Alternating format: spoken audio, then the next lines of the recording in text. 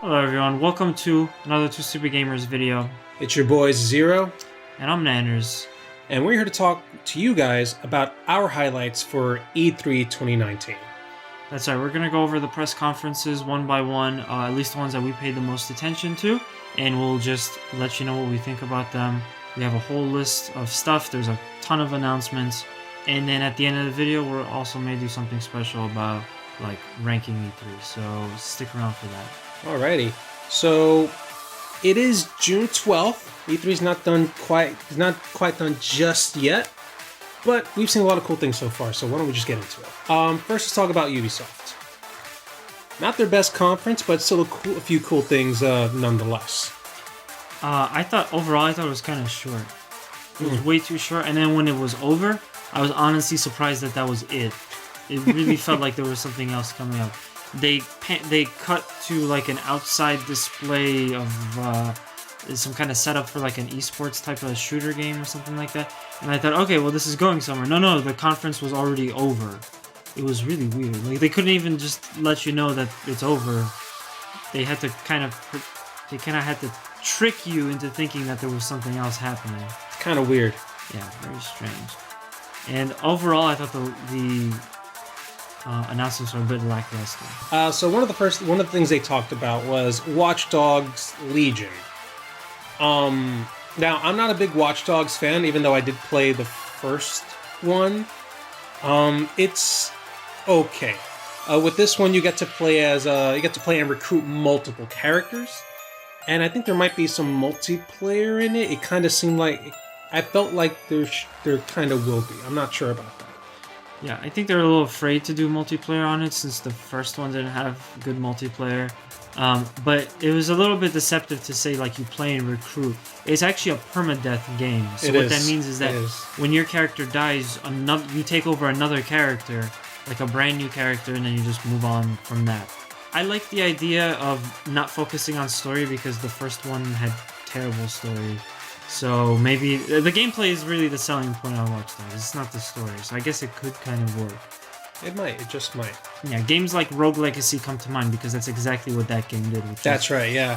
You die, you pass on everything to your next of kin. Mm-hmm. Except here it's a stranger. Yeah, that's what I'm actually curious about. How are they gonna, like, do you recruit just a whole pool of people, and then when you die do you choose, or does it automatically choose for you? That's one of the things I'm asking. Yeah. It's a little. We'll see. We're gonna have to see more gameplay to really get a feel for how this is gonna work. It's also set in England. That's right. It is set in England. Next highlight we want to talk about is Adventure Time. Now has they have Adventure Time characters in Brawlhalla. Yep. Now we did a showcase of Brawlhalla. I believe it was last year. Not the best Smash clone game out there. In all honesty, It's really bare bones. It's not the best game there. It needs a lot of work. It's interesting to see these characters in Brawlhalla. It's just not that fun of a game. Yeah, this is not going to change my mind. Putting like a character into a game I don't really want to play already is usually not going to change my mind on that. When we did Brawl Out, which is another Smash clone, yeah, I mean, it became apparent. I haven't played it since we did that showcase because... Yeah, that's right. As much as I like Juan, it's just... As much as I like Ukulele. The game was so I just never picked it up. So we had Ghost Recon, of course. If it's going to be a Ubisoft press conference, there's going to be some Ghost Recon, some Tom Clancy's there. Yeah, I'm not that big a fan of these games, so... I mean, it was an announcement they had. Yeah, so, well, they announced it. It's announcing. Yeah. And Just Dance. At this point, I just left. Usually, any sports game or like a Just Dance type of game, I'm not really into it, so I didn't really pay attention. But yes, if you're excited for that, there's gonna be a new Just Dance. Yeah, Just Dance 2020. So Ubisoft is also releasing their own gaming streaming service. It says $14.99. It's going to be starting in September, I believe. And it's called Uplay. You're just gonna Uplay Plus. Yeah, it's building off of Uplay, which That's is right. funny because nobody actually liked Uplay, but Uplay Plus is seemingly something very similar to seeing like a lot of companies do now, where you could stream their games, you pay a monthly fee or something like that. And I don't know, it's whatever. I could just play Ubisoft games somewhere else. I don't get this trend. I don't really understand it. No, it's because they want to turn gaming into a service. Yeah. A lot of analysts and a lot of other technology-savvy people are saying this is the future of gaming. But we're nowhere near that future, especially here in the States. If we had internet like South Korea has, okay, maybe. But no, that's not going to happen here, not for a while. So these companies trying to jump into this whole streaming service, turning gaming into this service, where we have to pay them monthly, it's just not going to work. It can't work. Not here. Not now. This new game that I actually found pretty interesting, it's called Roller Champions. Kind of like a multiplayer roller skating game where you go around in a circle throwing a ball around, being able to tackle other characters and stuff. I found that pretty interesting. Yeah, it could work pretty cool. It kind of gave me a vibe of like Rigs on VR or something like that. Something competitive, like a esports type of game. That could work. I'd actually like to put Rigs on the channel one day. Yeah. I think Ubisoft already tried doing something similar like this before. Ubisoft wants to get into esports for sure. They've had several attempts like in the past. So I don't know. I mean, maybe they'll get this one right. Maybe it'll work. I don't think I know of any other roller skating competitive games. So maybe not so far, at least. I don't remember much about Ubisoft, and like I feel like they just missed a couple of things. The fact that there's no more info on Beyond Good and Evil 2 or a release date by this point, yo, seriously, just doesn't make any sense to me. I was actually expecting Beyond Good and Evil 2 to have some sort of new announcement at Ubisoft. That could have been their big ender, but they instead really didn't have a big ender or like anything to go on. Yeah, it just kind of ended without like an ending. Yeah. But yeah, that was Ubisoft, which is... we'll talk more about that later. However, we want to go on to Square Enix, which was one of the other big E3 press conferences. One of their bests, actually. I enjoyed this year's Square Enix's E3 presentation. They came out swinging, especially with Final Fantasy VII Remake. They had a new trailer and gameplay for it, which I found to be fan-fucking-tastic. The battle system is completely redone. It's more of a live battle. You actually get to run around the whole stage, swiping with your sword, shooting with Barret. You get to switch between the characters. So this is where I'm gonna get some flack, but I actually kind of don't like it like that. Really? I think it could work. I know that the newer Final Fantasy games work similar to that, so that's, it's what they do now. But honestly, I wanted it to just be a straight, like, it is a brand new type of game. Everything is built from the ground up, but it plays exactly the same. That's what I was looking forward to. I see. But that's just me. That's what interests me most. Another thing to mention is that they showed off Tifa. That's right. That was new. And what was kind of unfortunate for Square, it's Nintendo that's doing it. I heard that somebody was getting sued over this, but somebody leaked the release date ahead of the Square Enix thing. Oh, damn. However, I didn't know. It wasn't really a leak, because Square Enix, they showed the release date for the game ahead at some kind of other event, like it was a concert of some sort. Mm-hmm. And then they expected that nobody was gonna share that on the internet, which was a bad idea. I don't understand why they thought that. But yeah, their release date is next year, Mm-hmm. I believe, for the first part, because they did say they were going to be releasing it in installments. So I think this is just going to be the first part of the game that's going to be released next year. They didn't mention anything about that, which I found at E3 weird. Yeah, I found that weird. They're trying to sell it. That's what E3 is. E3 is a pitch. Yeah. So if they then tell you, oh, by the way, this game, which is a remake of a game that way back when you just bought it, you had the whole thing, granted in a couple discs. Now you have to pay it in episodes. Or maybe it's just... It's not going to sell well, is what I'm saying. Yeah, or maybe you just pay one price and then the game will release over time. Maybe. It might just be that. We don't know we don't know the actual price yet. For at least the base model. I don't think we do. But they did talk about a a big definitive version where you get like a statue of Cloud on a motorcycle. Yes. The game, I think, a soundtrack for it as well, which is the remade soundtrack, and some other cool little things as well. Yeah. It's looking fantastic. It's coming out March 3rd, 2020. Yep. The initial release. Yep. I guess I should say. Yeah, so they showed off a lot about... They spent a lot of time during this press conference on Final Fantasy VII. But they did also, of course, announce a bunch of other things. It was a very long conference. It was. They did Life is Strange 2. Yeah, they announced that. They showed a little bit of some trailers for it. I'm not sure if it was gameplay. I haven't played Life is Strange, so I don't know how the game actually works. But yeah, they showed it off. They also showed off Final Fantasy Crystal Chronicles Remastered. Funny enough, it's not just coming out on consoles, it's also coming out on mobile, and they added multiplayer to it. So if you guys are fans of Final Fantasy Chronicles, Crystal Chronicles, this might be for you. Like, you can play wherever you want to go. Yeah, I was always thinking about... I was actually just recently thinking about picking up one of the older games, because I'm a huge tactical game fan, so it could be for me. Octopath Traveler is coming to other platforms. They announced that at E3. That's right. It's coming to like Steam and PlayStation 4, I believe. Yeah, it's coming out on PC, PS4. I'm not sure if it's coming out on Xbox just yet. Yeah. But when that thing came out on the Switch last year, it kind of just blew up. Yeah, people were talking about it. Yeah. I will say, like, that kind of pissed me off because I wanted to play it ages ago, but I didn't have a Switch. So I had to just miss out on the game entirely, assuming that one day I would just get it on Switch or whatever. Now, because of what's coming up later, I have to buy a Nintendo Switch. But now Octopath is going to be on other platforms. So I could have already played it, but now they're going to... It's annoying. What the hell? Why didn't this work out? Oh, well. They're remastering The Last Remnant, coming out on... I think it's coming out on multiple platforms, actually. I don't know some of the actual games that were talked about here. I'm not the biggest Square Enix fan, and I just don't recognize some of the IPs, so I don't even know what Last Remnant is. But it was good to see, like, how they really jam-packed this conference with stuff. They did. They had stuff from Dragon Quest, of course, one of their biggest, more recent franchises.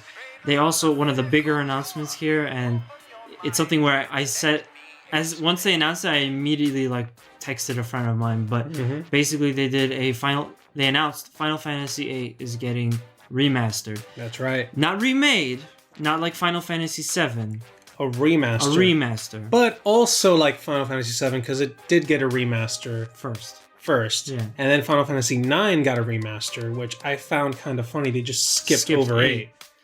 But hey, now if you wanted to play 8 in HD glory, but with PS1 polygons... And modernized. And a little bit more modernized. You can play it on your newer platform, Xbox One, PS4, and I think it's also coming out on the Switch. It would make sense. I'm not... Double check that. Yeah.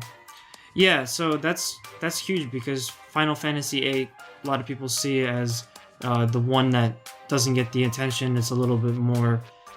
it's a little bit unsung in that franchise. So now here you go. You have the opportunity to play that game. Yeah, it's renowned as one of the best. Dragon Quest Builders 2 was also announced. Our friend Baldtastic is actually quite a big fan of it. Yep. So if you guys love building stuff, and I think there's some RPG elements in that game as well, you might want to check this out. There's also Kingdom Hearts 3 DLC announced. If I remember correctly, that might be coming out this winter. They also announced a lot of indie stuff at Square. Yes, which was cool because I don't think Square did indie stuff before. It's nice to see them. It's nice to see other of the press conferences outside of just Sony, Microsoft, and Nintendo, the big three, embracing indie games. One of the coolest examples of this was a few years back when EA did a press conference and they announced A Way Out. From what I understand, it's a really good game. Very groundbreaking. One of them that they showed off is a racing game done by this studio in Mexico, which I found pretty interesting. It's like a top-down little racer and stuff like that.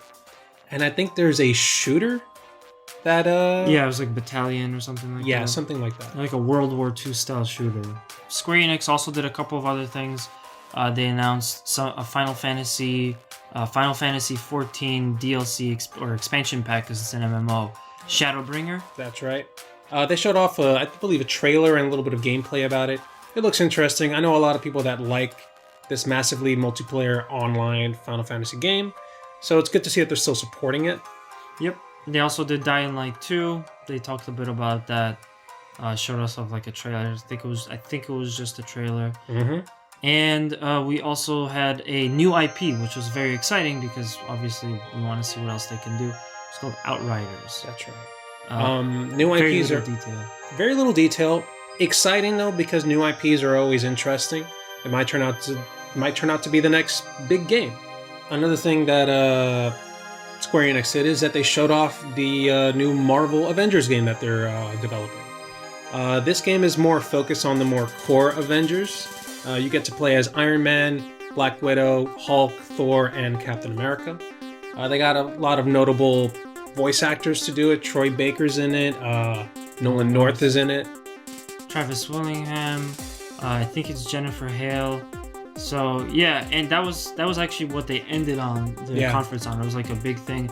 They spent a bunch of time on it. I think it was felt like at least 15, maybe 20 minutes about. Yeah. They showed us a couple of different things, and even in like this Marvel style teaser after we thought we were done with talking about this game, they showed us more stuff.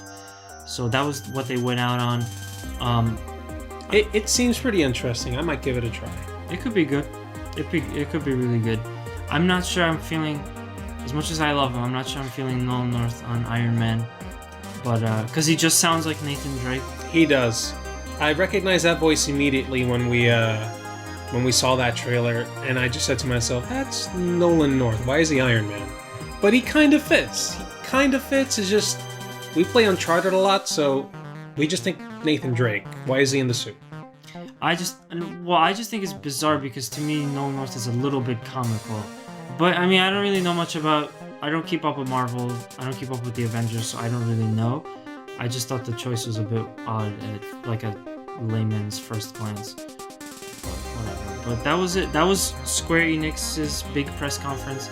Another interesting thing to note was like the whole time throughout the conference, I could not stop hearing the crowd screaming. Yeah. That's probably because of the way they did their audio. But yeah, Square Enix has some... very energetic fans, and you could tell watching that press conference. Oh, especially during Final Fantasy VII, it was just constant screaming. And Marvel too, the Avengers. Yeah. But through and through, it was people were always screaming, and you could hear it, which was good because it kind of shows hype. But they also let it through during the trailer sometimes. Like you would just be seeing the trailer, no more crowd shots, and I could still hear the crowd. I thought at that point the crowd should be, like they should either minimize or take out the crowd audio entirely. Yeah, I thought that was kind of weird. But anyway, that was Square. So now we're going to move on to Microsoft. Microsoft, of course, was actually the only big three gaming company that did a live conference for E3 this year. That's right. And they started out strong. Phil Spencer came out, or whoever came out, but right at the top, they let us know from the beginning that they were going to have 60 exclusives announced tonight. Not exclusives. Not all of them are exclusives. Oh yeah, that's right. Not all of them are exclusive. They're games. Let's be 60 games. 60 games, all right? Microsoft regularly throws the word exclusive around, and I noticed that I did not hear that word like once during the press conference. So that's why I kind of found it funny. Usually what they would do is they would say exclusive, and then you would look it up later, and it's like, well, it's not technically exclusive, or it's a timed exclusive. Timed. That was always the big thing. I feel like this year they did away with that entirely. Yeah. I didn't hear the word exclusive once. They probably got a lot of flack from their fans having heard exclusive, and then they hear, oh, it's also coming to PC. Not that big a deal, but then PS4, Switch, etc. It's just like, no, it doesn't sit well with people when you say exclusive and then you see it on other consoles later. Yeah, so it's good that they finally fixed that up. Yeah, indeed. Like, come on. They came out with Halo Infinite. They showed a trailer for that, no gameplay. Gears 5, they had this weird head-twitching trailer thing that they showed off. I don't know why they chose that. And then after that, that was a very weird trailer. Very didn't weird. Explain much. After that, they went into that actually they're putting Call of Duty zombie style mode into Gears. Yeah. So there's another thing like that. And then they did a different announcement, but after that they came back to the Gears Pop game. I think that also had a release date as well. Yeah, which I'm not sure why they're doing Gears Pop figures. I think game? They're getting paid by GameStop. That's probably what it is. Probably. Because who else sells more Pops than GameStop? You walk into GameStop and it's just Pops now. They should just call it Pop Stop. Pop Stop, yeah. Or Game Pop. Game Pop Stop. Anyway. Yeah. So Forza Horizon Lego Racers, something like that. A Lego style Forza Horizon 4 game. Seems kind of interesting. It kind of reminded me of Lego Racers for like the N64 and the PS1. Yeah. Where you get to build your own little race car with I remember that game fondly. Lego Racers was one of the earliest games where I would play it all, because as a kid I was a fan of all the Lego games, but Lego Racers was so fun because you could customize the tracks. You could make your own track. I don't know if Forza is planning to let you do that, but they should eventually make a Lego Racers 2 or whatever, just so that you could do that again. They really should. I would jump on that. Lego Racers 2, build your own karts, your own tracks, and race online with people. Why not? No. I'd be down. They also brought out a Lego version of a McLaren, which really I don't know why they keep doing this every year. I understand Forza is one of their big franchises. It also is more popular than Gran Turismo. Sorry, Zero. But I don't understand the point of always bringing out a car. It's just tryhardy and it wastes time. And we get it, Microsoft. You guys got Forza. You can afford a car. Like, whatever. I don't see the point. Big deal. It doesn't. But then it doesn't even like say anything for the gameplay, really, because you're talking about a video game. I mean, you don't actually do anything with that car to play the game. It's in the game, but that's just a car. They also showed off Dying Light 2. Yes, they did. And then out of nowhere, they come out with Cyberpunk 2077 with the trailer, maybe a little bit of gameplay. I'm not sure if that was gameplay they showed off. It looked very interesting, though. Very realistic graphics, very well made. And then at the very end of that trailer, they hit us with a bomb. Freaking Keanu Reeves is in that freaking game. He comes out and says, "Get up, we got a city to burn." And you just see him with those sunglasses. He takes it off. I lost my shit. I was not expecting that whatsoever. And then they have the guy come on stage and talk to the audience, which, damn, Keanu Reeves really revved up that audience like crazy. It was a little bit awkward. Awkward? It was a little bit awkward. Like, not having him there, but his presentation. I thought it was kind of strange. It didn't really seem like he had rehearsed that well. It seemed like he kind of just came out. He was like, I'm Keanu Reeves. What really pissed me off, though, and this is the reason why usually a month before E3, or in general, I don't even bother, but I don't go to gaming websites. I hate gaming websites around E3 time because they spoil fucking everything. Infamously, they spoiled all the gaming websites. We're talking about Shenmue, Final Fantasy Remake, and Last Guardian months before those three were announced. I'm like, why did you spoil that? Why did you spoil the fun? But anyway, I digress on this rant. Yeah. I had that spoiled to me because I didn't watch it live. I was away. I was not able to watch. So somewhere else, I don't know if it was a gaming website or just on YouTube or something like that, I ended up having spoiled to me that Keanu Reeves comes out. Because someone was like, "Oh, check out Keanu Reeves coming out at the..." I'm like, motherfucker. I would have loved to see that live. That would have been amazing. Indeed, it was really awesome. Yeah. I'd imagine one of the things I loved seeing while Keanu was on stage was that he was talking about something being breathtaking, and then some fan in the audience yelled out, "You're breathtaking!" He had this whole face and reaction like, oh, okay. And then he goes and says, "No, you're breathtaking." And I'm just like, yes, this is awesome. I love that interaction between a star and a video game person and the fans and stuff like that. I like that. I just want to point out, that's the only celebrity that's gotten that at E3. So he's probably the only one we ever really needed. All we ever really needed was Keanu Reeves. It's a good fit though for Cyberpunk. It is. And then also what I liked was that we saw a different character for Cyberpunk for the trailer too. We did get to see the return of that sort of arms dealer type of sketchy type of dude that's in some weird business with all the rings and the cigar. But we got to see a new protagonist. I think the last time I saw Cyberpunk, any kind of footage on it, it was a female protagonist or something like that. Yeah.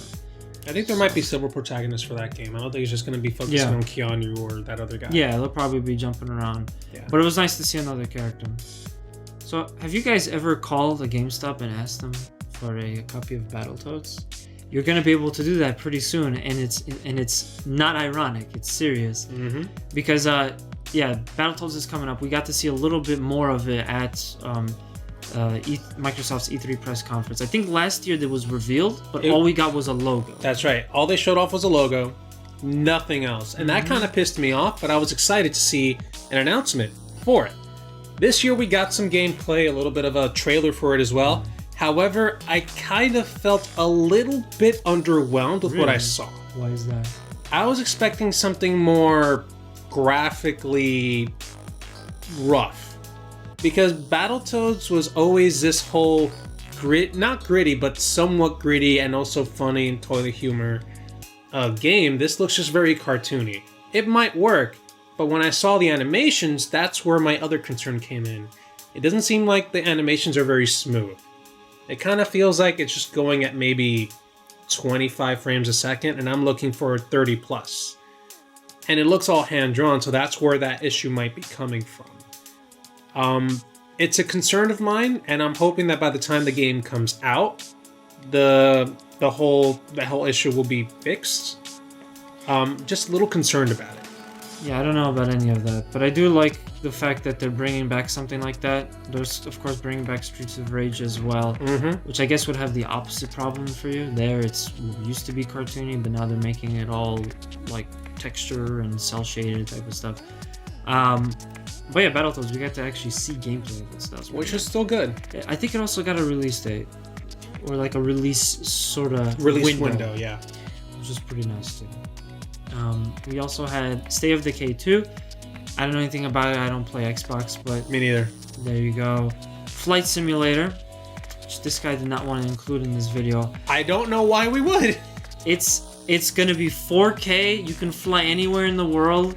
I think it's pretty. I think it's fascinating. But is it in VR? It could be in VR. They could put it in. You could hook up a Vive to your PC, so I don't see why not. True. And everything is in first person, like you're looking at the, the character. That's the pilot. But talking about PC though, another announcement they made was a Xbox Game Pass. It already exists. You can get Xbox Game Pass on your Xbox One. Get all the new releases that are exclusive to Xbox early on. It's a pretty decent deal, but now they have Xbox Game Pass Ultimate, which if you pay $15 a month, you'll be getting all these Xbox games, not just on your Xbox One, but also on your PC, which is a pretty decent deal, and you get to start out at just $1 a month. It's a great deal, because you can even do it for $1 to start.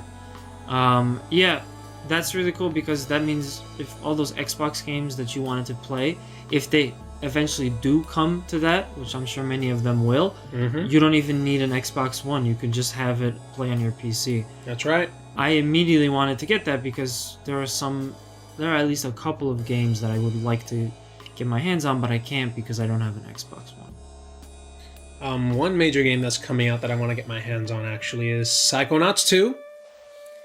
Yes, I'm mentioning it now because I want it.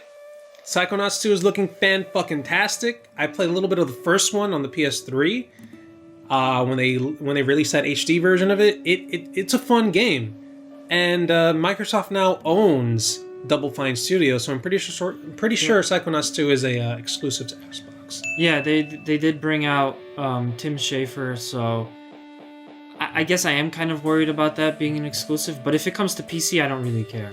I definitely had an experience where I saw Psychonauts 2 and I thought to myself, I have to go play the first one. Yeah. Now that I saw this, So I'm probably going to be doing that at some point. It was on sale on the PS4 recently. It was pretty cheap. Oh, yeah. I think about $4 only.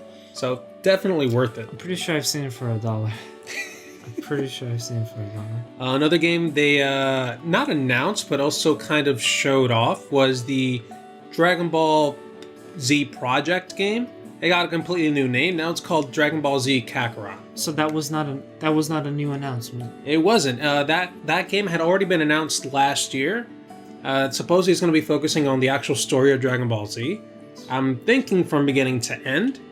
But now they renamed it, like I said, Dragon Ball Z Kakarot, which now we know what it's really going to be focusing on. Goku, which his Saiyan name is Kakarot.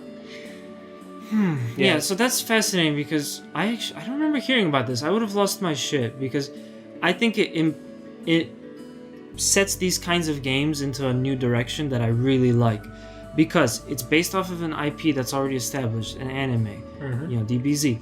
So we've had like tons of fighting games for DBZ, which are great. We've had like, I'm sure, other games as well, like phone games or whatever. But nobody's really done just a game where you're playing single player, like an action-based game, action-adventure game, single player based on the actual story of it. Yeah. That's much more interesting to me than a fighting game, than this, than that. And I feel like I'd like to see them do that more with other franchises as well, specifically Gundam. Oh, that would be nice. For years, I've been wondering, like, why can't they just do a Gundam series where it's standalone, single-player, story-focused? And you're actually going through the story of the anime. That's going to be so awesome, and Gundam seems tailor-made for a video game, so why not do it? Instead, they give us fighting games, which I did hear were good, and they did give us the Dynasty Warriors games, which are pretty crappy, more or less. You could play them for a little bit, but they don't stick around because... It's too repetitive for me. Like, I don't know, there are some Dynasty Warrior fans out there, but it's just a hack and slash game. It's too much. They could do more with it. But more importantly, though, like, yeah, the gameplay. There's no value in the story in those games. If you took, like what they're doing with Dragon Ball, if you just took the IP and turned it into a game where you can play as Goku and you could live through his story in a single-player environment, story, adventure game, that's phenomenal. I will immediately buy that product if you make it, but they're not doing it as much as they should. So Outer Worlds was at the Microsoft press conference. I'm excited for Outer Worlds. However, I did notice that we didn't get too much out of it. Yeah, they showed off some sort of trailer for it. And it didn't tell me, at least, too much of what's going on. It seemed like random bits of pieces, like gameplay, stories, stuff like that. I think they also gave us like a release window, or was it officially a date? I don't remember, but I couldn't help but notice they got it out of the way. That was one of the first things at the E3 conference, and they didn't really hang around too much. I almost feel like they don't want people thinking about that game right now because they just had a huge controversy by making it exclusive to the Epic Games Store. Even though Outer Worlds was supposed to be this great bastion of hope, because it's like, yeah, screw you, Bethesda, you guys suck. Look at how you drove Fallout into the ground. Here's Outer Worlds. We're Obsidian. We're awesome. So yeah, maybe they didn't want to be on everybody's minds necessarily, but Probably. The game's still going to be great, I'm sure. It's looking great. I just wish we got more out of that trailer. I want a confirmed release date. I hope they don't push it back, and I want to play that game already. And yeah, I wish they wouldn't be going on the Epic exclusive route. But which is starting to become really annoying. I think they did that for Shenmue 3 as well recently. Yes. And that pissed off a lot of people. Yeah, Outer Worlds is just the game that they're making. Shenmue, though, was kickstarted, so that's way worse. At least partially kickstarted. Yeah. Well, no, wasn't it? Partially kickstarted. Sony funded some of it. Well, whatever the case is. Yeah. That means people put down money for Steam copies. That's right. Like a year, 2-3 years ago. And now it's like, oh yeah, it's not going to be on Steam. Like, oof. You can't do that. You really can't. That's a bait and switch. Jedi The Fallen Order was also shown off. And again, this is exactly what I said. Star Wars Battlefront was fun. I'm sure there are other cool Star Wars games, but let us play as a Jedi, just,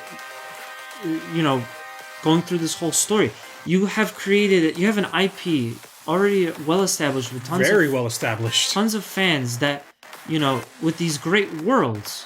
and these great characters, and you can make a good story out of it to experience in the form of a video game.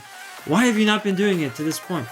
You could literally have skipped all of the controversies that went on with microtransactions and Star Wars Battlefront 2 not being so good and this or whatever, Battlefront 1 not being that good.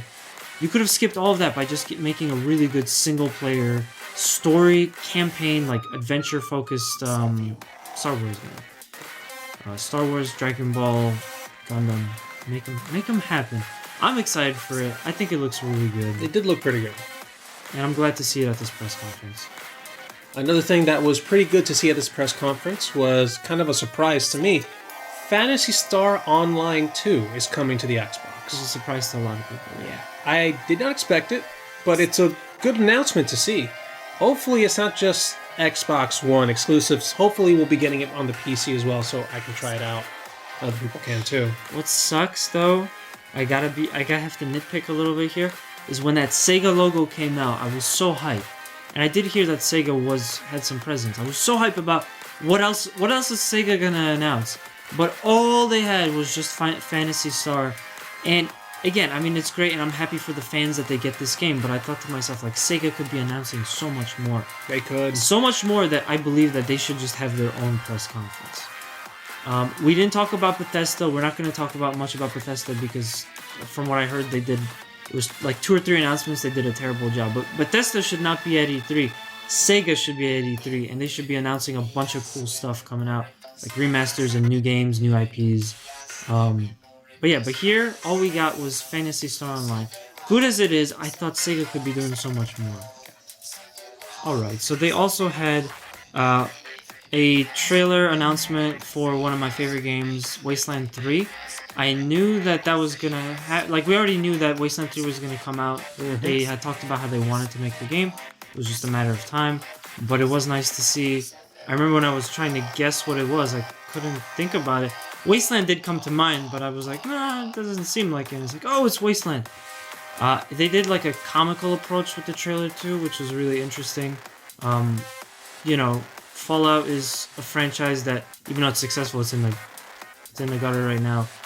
So I think people are trying to gun for that spot. They're trying to fill the void that Bethesda has created by making mediocre Fallout games. So maybe that's why they were going for a comical vibe. Remember, it's a post-apocalypse, but you could still have some fun. It's kind of funny and Christmas and rednecks drinking moonshine. So that's probably why they did that. But I was hyped. I'm gonna get it. Minecraft Dungeon was announced. It looks like fun. It looks very interesting. Kind of a Diablo sort of Minecraft mixture going on there. Now hold on, looks like fun. This guy was giving me looks when I said I'm getting it. Because honestly, I have that Diablo itch to scratch. It's been a while, and this gives you 4-player co-op. It's a different type of thing. It actually seems to me like a Minecraft worth playing. Like, Minecraft is okay and all, but this could be a lot more interesting in my opinion. I just didn't expect you to want to play a Minecraft-esque game. Most importantly, though, they are giving you co-op. Like, it's couch co-op, which is so Which tight. is really good. It's good to see that. More companies should be embracing the couch co-op. They really should. What's cool, too, is that I believe it's also coming to Switch, so it's not exclusive to Xbox. It is coming to Switch, right. And lastly, they ended with a whole thing about Project Scarlet. They talked about the what they're trying to do with Project Scarlet. I believe they had a few developers also talk about how powerful the new console is going to be. But they didn't show off how it would look. No. And they didn't give us a definitive name for what the next console is going to be called. They're just calling the next console just Project Scarlet still. Kind of interesting, but that kind of felt like it dragged on for a while for me. Yeah, they did. It was like from what I was told, I didn't actually see it, but from what I was told, it was a whole bunch of talking about nothing. Just talking about that it's coming, but not giving you a whole lot. I feel like Sony is the reason to blame for this. Really? Because they've been brewing this PS5, next Xbox, all these rumors and all this stuff has been floating around the internet for so long. By Sony not being there, Microsoft didn't even really have to try. Whatever they said, you know, they're on the stage, they're in front of you, they're talking to you. It doesn't matter because they're not going up against anybody. Because Sony wasn't there to one-up them later because they weren't at E3 this year. So it didn't even matter.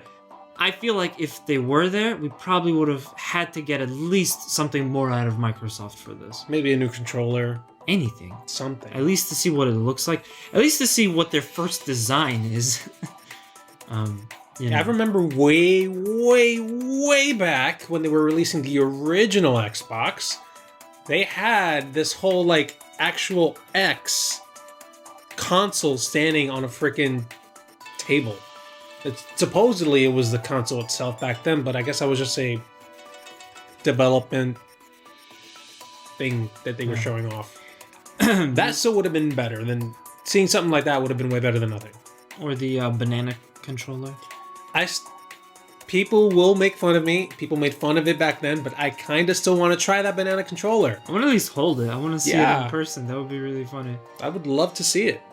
As a matter of fact, I'm pretty sure Sony isn't going to hate anyone if someone tries to create that banana controller and just release it to be used on other consoles, or just on the PS4 or 3.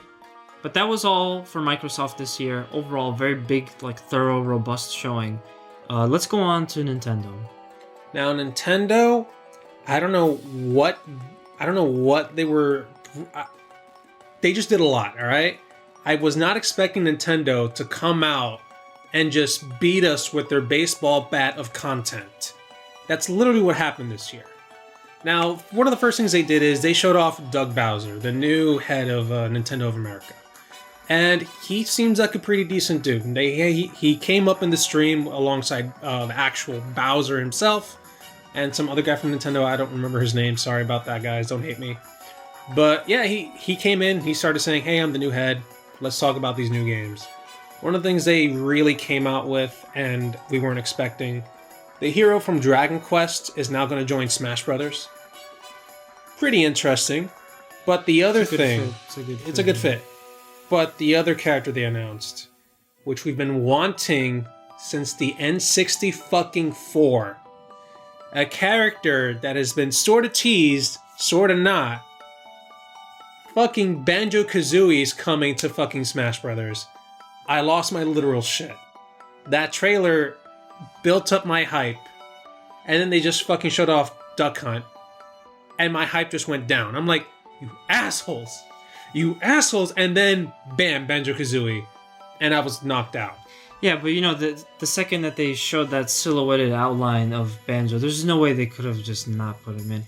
When I saw that, I'm like, oh, they're doing a fake out, but it's like they have to then give you Banjo. They faked us out, and then they smacked us with it, and I love them for it. It would be too much to then not give you Banjo, to give you something else. He's looking amazing in the game. The trailer they showed off for Banjo, how he works, oh god, yes. I was saying that I can't wait to play the stages from Banjo. I can't wait for the music in the game to be in the game. Remastered music. Remixed as well, so... Because in Smash Ultimate, they give you several versions of the song. That's right. That's going to be really exciting.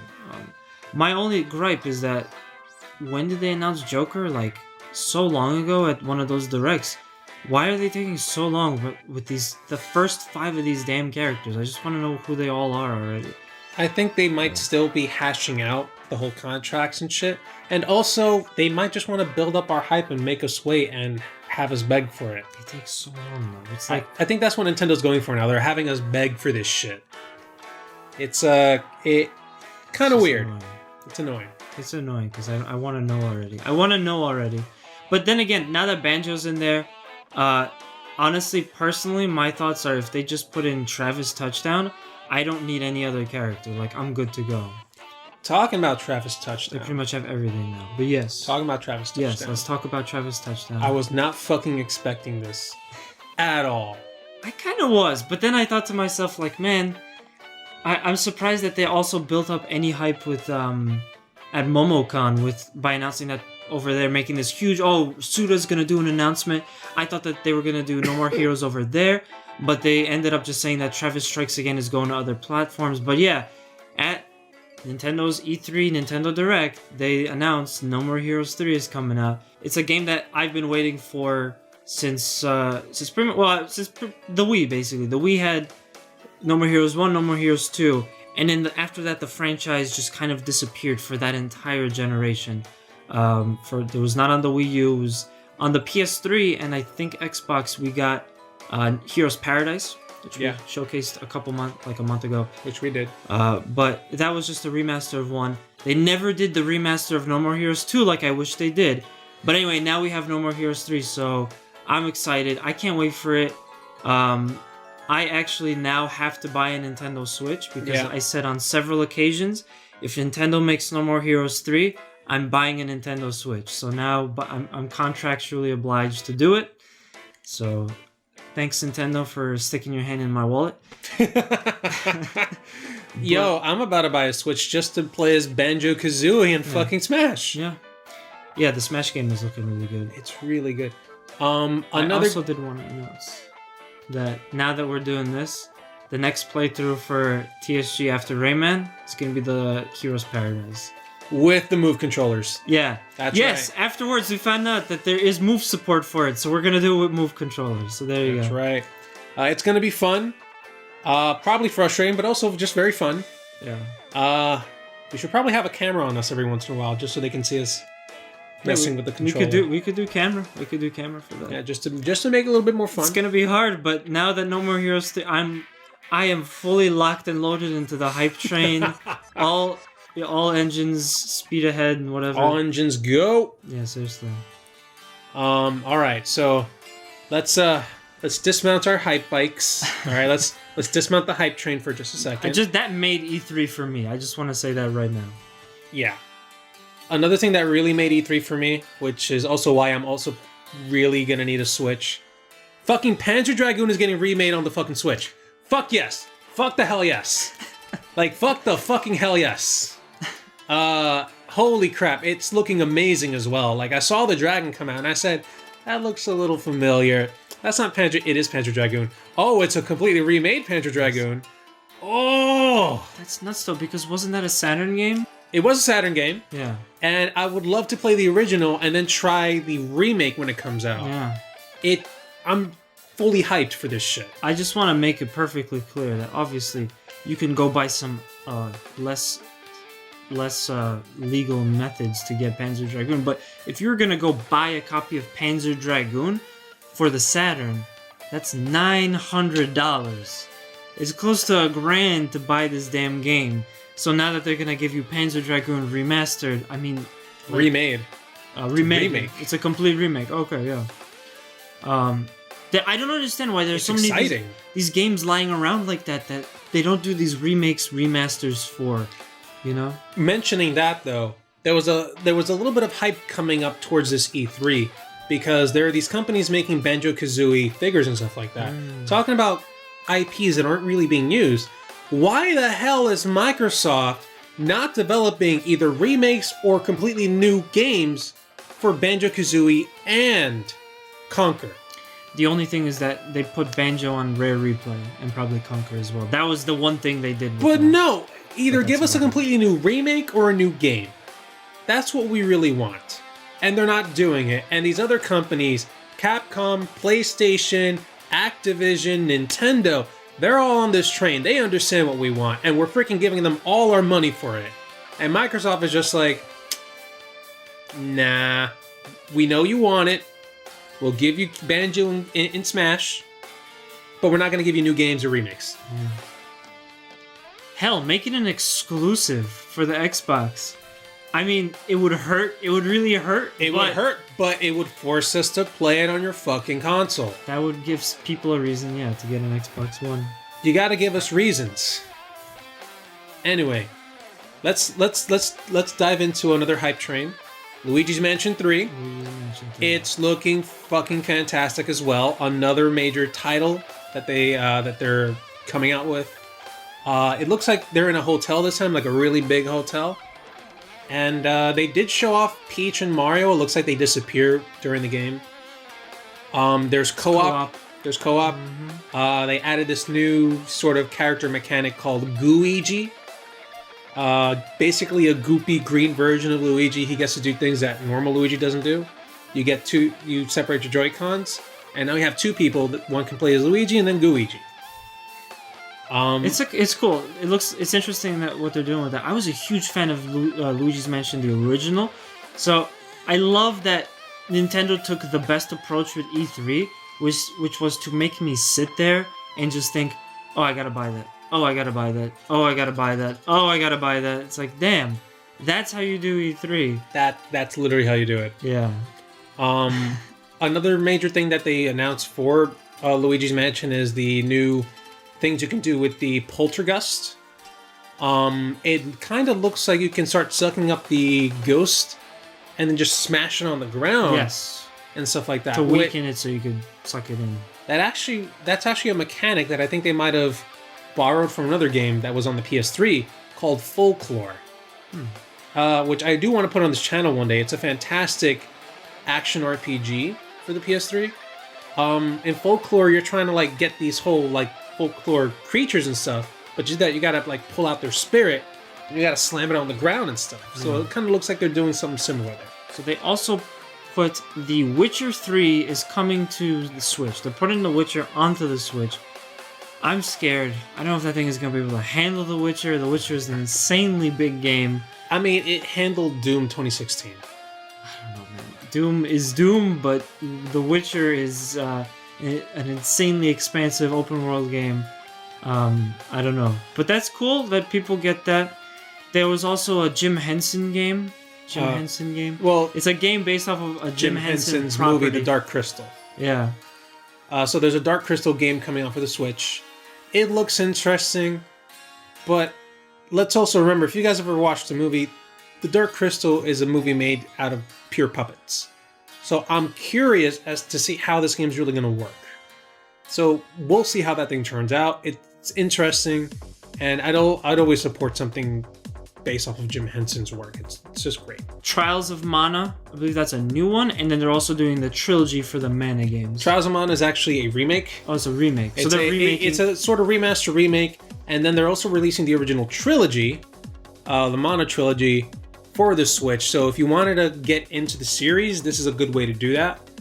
Trials of Mana actually started out as a as a kind of a spin-off of a Final Fantasy game on the Game Boy, and then kind of just came out with its own thing. Secret of Mana, Trials of Mana. Right.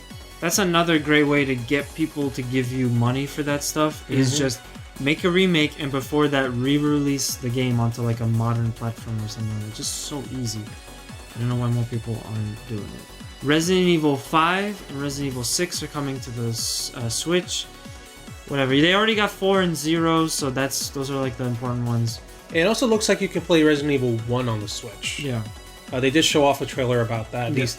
These those are already available. Yeah, but I found it kind of dumb and funny that these two people would walk into an empty house at night just to play Resident Evil. I found that to be kind of dumb. I don't know. I don't know why they did it. Contra is getting a new game on the Switch. Which is looking pretty freaking good. It kind of looks like it goes from isometric to like third person. Yeah. It's looking very interesting. I'm excited to try that out. Yep. Mario and Sonic at the Olympics. They're making a new one. And indeed. Otherwise, I would completely skip this over. But you can play soccer and you can skateboard in it because skateboarding is now in the Olympics. So you can have Mario and Sonic and other Mario Sonic characters skateboarding. I gotta buy it. Yeah, I gotta try that shit. It's looking interesting. Yeah. Just for the skating part. That's just me. Astral Chain is a new IP. It's coming out. They're developing it. It's going to be made by Platinum Games, who's like an illustrious developer of all these different games. That's right. It's looking very interesting and kind of looks like you can, depending on the character you choose, or maybe they're both available at the same time, you get to control these sort of weird creature things and fight with them and use their powers. It's looking interesting. I kind of want to see more still before I dive headfirst into that game. A new Animal Crossing game. You guys probably already knew about this. Animal Crossing New Horizons. It got a new trailer at the Nintendo E3 live stream. However, unfortunately, it was delayed until next year. So if you guys were looking forward to that game, you're going to have to wait a little bit longer to play it. But hey, I'd rather them delay it than release a game that's not finished. They also changed it up a little bit, so now instead of going to a town where it's already established, you are being stranded on like a desert island and you're building your village up from that. It could be a cool concept. I think, yeah, I'm not the biggest Animal Crossing fan, but I really am keeping my eyes on this one. I may pick this one up. The Link's Awakening remake. We got a new trailer for it, a little bit more gameplay about it. You can make your own dungeons now. You can make your own dungeons. That's Holy insane. hell. Nintendo, just take our wallets already. Just do it. I'm opening up my pocket. Just take it already. Too many good games are announcing here. Yeah. So they also did a little bit more on Legend of Zelda Cadence of Hyrule, which I found interesting because I feel like Nintendo is turning Link into the new Mario. He's finding his way into all these different types of games now, and they're doing all sorts of stuff with Link. But I guess that's good. Now we're getting something like this. If you didn't know, Cadence of Hyrule is a Crypt of the Necrodancer style Legend of Zelda game. It's kind of funny considering that game probably took a lot of inspiration from Zelda. So. And now they're crossing. So it's interesting. It looked like fun when they showed off the trailer, so might want to give that a try. Of course, there's also Pokemon was featured at E3. That's right. Pokemon Sword and Pokemon Shield. We got some more details about the game. A new trailer for it. Nintendo is going released, at least for E3, they released a demo for you to try out. They're going to have you battle the water Pokemon gym leader. I'm not sure if they're going to have you try the whole Dynamax mechanic they're using. They haven't really explained too much about that still. One of my friends mentioned that it kind of looked like Pokemon Kaijus were fighting each other because they got so big. I guess we'll see. More people are going to be talking about it soon, so keep checking. Finally, Nintendo's big send-off was that they announced that the sequel to Legend of Zelda Breath of the Wild was in development. No other detail really was provided on that, just some story type of context. Yeah, they gave us a very, very short trailer where they had both Zelda and Link walking together into like this really dark area, and then this sort of skeletal evil guy was there. That's about it. Yeah, that's all we everything. Saw. And then at the end it just said that it's in development. And that was what they closed out on. A mega bomb to go out on. They're actually going to be doing, instead of just doing another Zelda like a couple years from now, they're going right into a sequel to Breath of the Wild, which could be interesting. It was a massive success, and I think Nintendo's finally getting it. We can make more money if we just keep the hype train going. Yeah, make another sequel, just like what they're doing with Spider-Man. A big game doesn't have to be standalone. Just make another one, make a sequel to it, and make it just as good. There you go. If not better. It could be a whole trilogy out of this. Who knows? Yeah. As a matter of fact, when I saw that trailer for the Breath of the Wild sequel, I thought to myself, "Oh, we're getting an expansion to it." No, it's a completely new game, and that made me even more hyped. Yeah, which is way better than an expansion could be. All right, so we're done with Nintendo stuff. Like Nanner said, one huge mega bomb of a freaking stream. Way to go, Nintendo! You finally did it. Now, just one or two things we wanted to mention that was mentioned outside of sort of E3. One major thing I want to talk about is Crash Team Racing Nitro Fueled. That freaking game's coming out very, very soon, and they announced they're having this whole Crash Team Racing League, where you can compete, gain points, and unlock new characters. Some of these new characters, by the way, are going to be the trophy girls from the original Crash Team Racing, Tawna, Crash's girlfriend from the first game, the little dinosaur dude that you would ride in Crash 3, and fucking Spyro is going to be a racer in Crash Team Racing Nitro Fueled. I am hyped. They also announced on that note that Spyro was coming to the Switch. That's right. Yeah. Spyro was coming to the Switch. But that was kind of expected, honestly. Also, new tracks. Completely new tracks by Beanox that are going to be developed for Crash Team Racing Nitro Fueled. One of them based off of the Egyptian temple stages from Crash 3. And another one, I forgot what it looked like. But still, it's freaking fantastic. I'm excited. I cannot wait. Yeah, and so we didn't talk about Bethesda because we just decided to skip that one entirely. But one of the few announcements from it that actually had any merit was that they're making another horror game, should I say, Shinji Mikami, the original creator of Resident Evil, is taking another stab at horror games. And a new IP upcoming called Ghostwire Tokyo. So, Evil Within didn't really pan out quite as well, but I guess he's going to get another shot. So, hopefully he'll do a really good job with this one. Yeah, if you look it up, you're going to see a lot of information that came out for it. Especially this one lady that's helping produce the game, Ikumi Nakamura. She basically became an internet meme overnight, saying it's going to be really spooky and stuff like that. So you guys might want to check it out if you're into horror. Alright, so I'm going to be grading all of the press conferences, starting with Ubisoft. Ubisoft is going to get a C-, for the very fact that I thought a lot was missing. I didn't think it was too great. I think they did a little bit of faffing about as well. So the press conference started out with like music, like a musical performance similar to Sony. I don't know what they were thinking with that. That never worked for Sony, or almost never worked for Sony. I don't see why they would go with that. And then on top of that, when the conference ended, I honestly thought there was still more. The first thing that came to my mind was that's it. So yeah, C- Ubisoft in terms of Square Enix.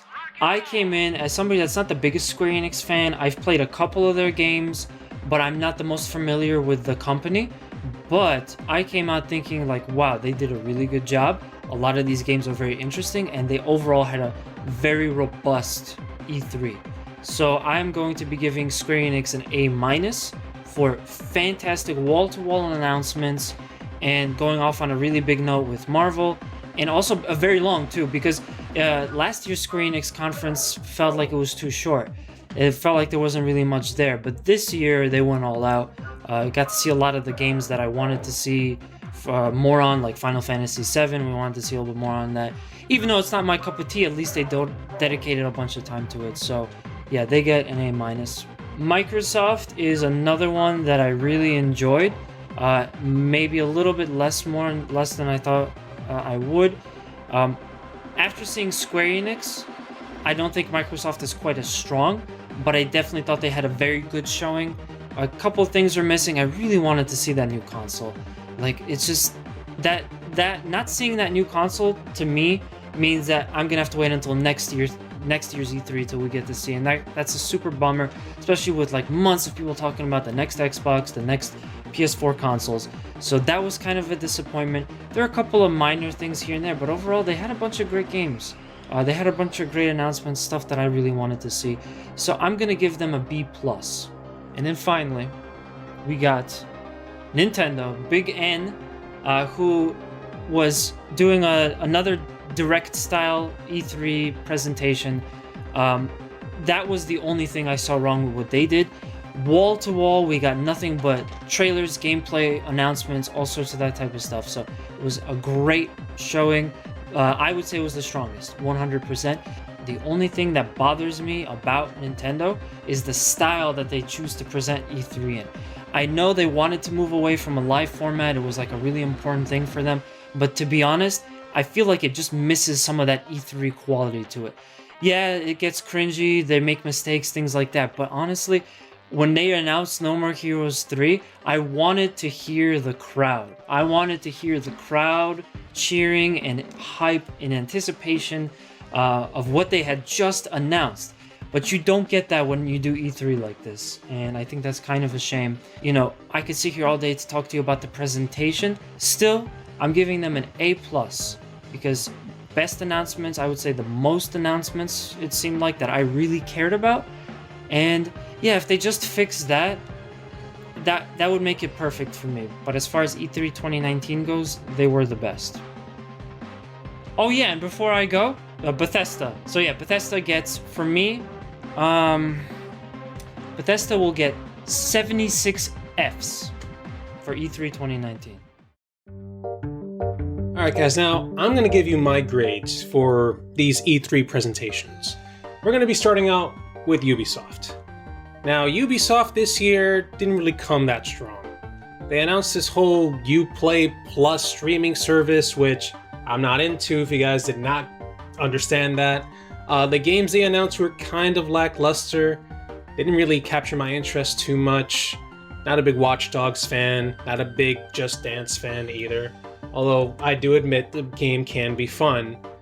but I just don't really think they came with many things that would interest me, or probably even interest some other people.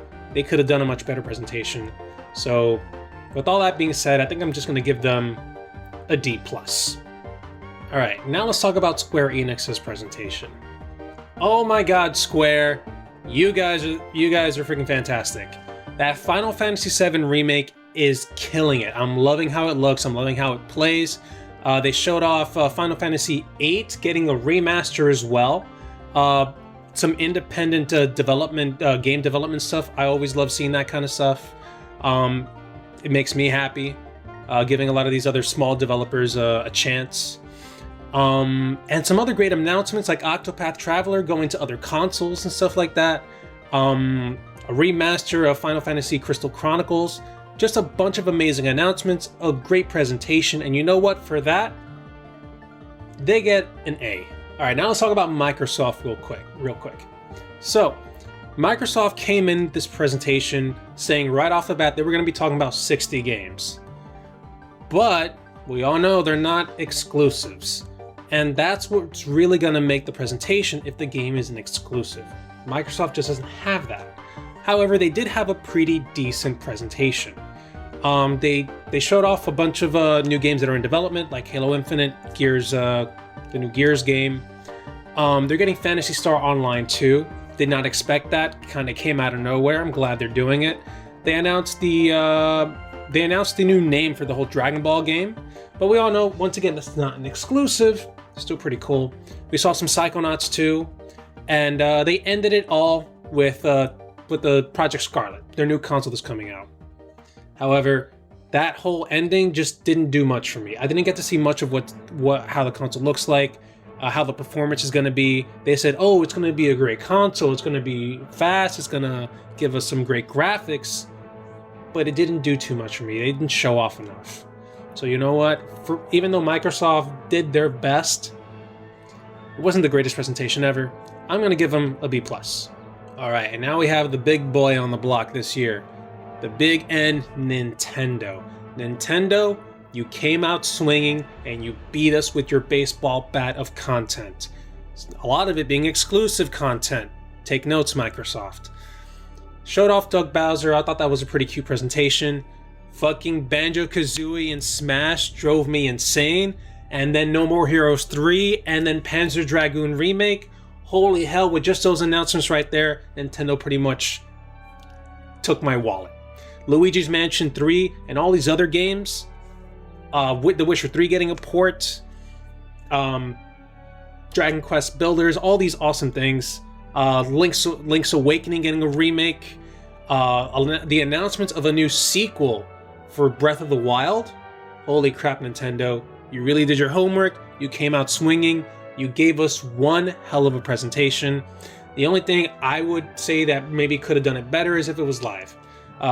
Nanner said it himself, a live presentation would have shown the audience's reaction to all these announcements. We would have heard a lot of screaming, a lot of cheering. Unfortunately, we don't get that with these pre-recorded presentations. That being said, though, Nintendo hit it out of the park. I can't compliment them enough for what they did this year. Nintendo, you get an A+ for your E3 presentation this year. Now, before I go, I'll talk about one more company that made a presentation this year. Bethesda. Screw you. Alright, you guys screwed us over pretty badly. You released freaking Fallout 76 in an uncompleted state. Alright? You really didn't care about your fans this time around. And just for that, I feel like you guys deserve a little bit more punishment. This year you tried to make things a little bit better, especially with that game. But you know what? No. It should have been released in a completed state. You shouldn't have screwed over your fans. You get an F fucking minus. Alright guys, we hope you enjoyed our E3 2019 video. We tried to cover as much as E3 as we could, give you guys our thoughts. A lot of amazing announcements. A lot of cool things that we're looking forward to, especially remake of Panzer Dragoon, freaking No More Heroes 3, Banjo and Smash. But yeah, we hope you guys enjoyed it. Be sure to like, comment, subscribe. Let us know what you guys are looking forward to after E3 announcements. And yeah, we'll see you in the next video. And also let us know what you grade everybody as well. That's right. Let us know your grades. Who passed, who failed. That's right. Till next time, everyone. Take care. Bye.